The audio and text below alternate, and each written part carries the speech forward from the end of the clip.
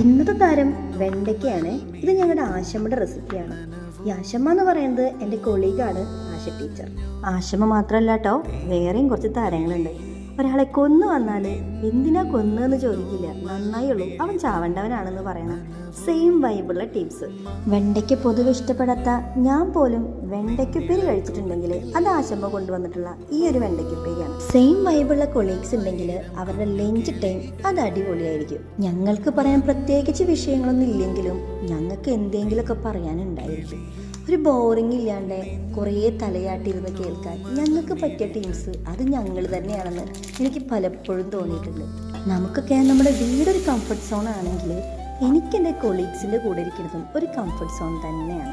നമ്മുടെ ലൈഫിലേക്ക് ചില വ്യക്തിത്വങ്ങൾ വന്നാൽ നമുക്ക് ഭയങ്കര ഹാപ്പിനെസ് കിട്ടുമെന്ന് പറഞ്ഞ പോലെ എൻ്റെ ലൈഫിലേക്ക് ഹാപ്പിനെസ് കൊണ്ടുവരുന്ന കാര്യത്തിൽ ഇവർക്കും ഒരു പങ്കുണ്ട് കേട്ടോ.